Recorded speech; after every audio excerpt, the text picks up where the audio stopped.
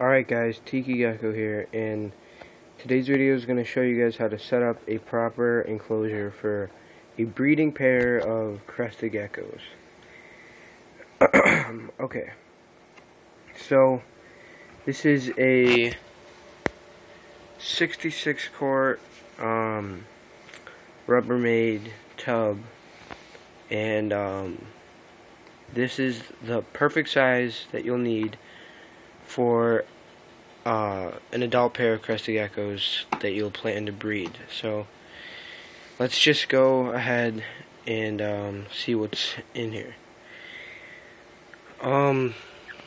First off, before I start getting into it, you when you have a pair of cresties, you always want multiple spots for each gecko to get into. You don't want them confined to like one hiding spot or even two, because they're gonna fight over it and they're not gonna get along.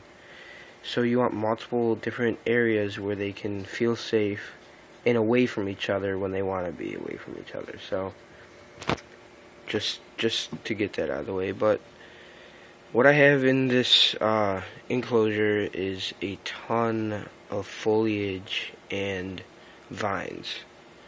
Now that is going to give them that safe feeling of, you know, just having their own spot and not being too overwhelmed by each other. So that's always a good thing, because it will ensure that your geckos are safe and happy. So I just have a bunch of fake Exoterra like plants that I just like put the ends into these holes and kind of just bent them off so they don't fall out. So that's the leaves. And then the bendy vines, I just have a bunch just going all throughout, because, you know, they like to climb and whatnot. But paper towel, substrate, you know, it's just like the last cheapest crested gecko setup video I made. Just paper towel, and then if you're going to be breeding them, you're going to need a spot for the female to lay her eggs. And I just used a Tupperware container filled with eco-earth, and you want to check that periodically for eggs, and you know, just that's what you want, so you have to check it often.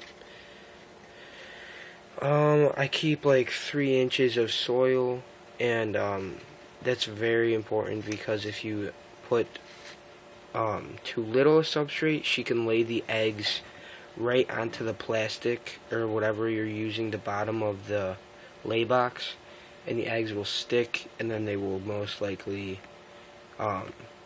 die and not be a successful clutch for you. So make sure you have a sufficient amount of eco-earth or whatever you're using for her to lay her eggs in, so that doesn't happen. I just used a Repashy and just a cap from a juice bottle or whatever to fill it up.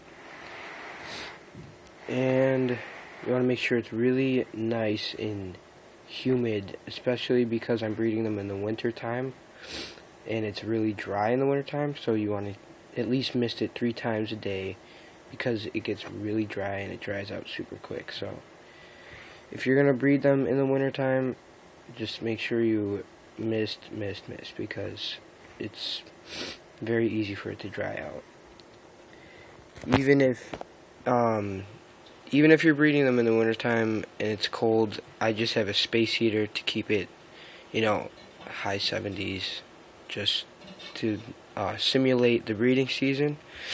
And you know, with the humidity, it's perfect. So let's see if we can get a look for these guys. See, they're right on top of each other, not breeding or anything, but they're sleeping together. You know, they like each other, so that's a good thing. But I'm pretty sure we've had a successful lockup from the two. Because I've already seen digging in the dirt and just a lot of courtship between the two. So I hope you guys liked this video, and I hope it helped you guys out a lot. Comment, rate, subscribe, and look out for more videos. See ya.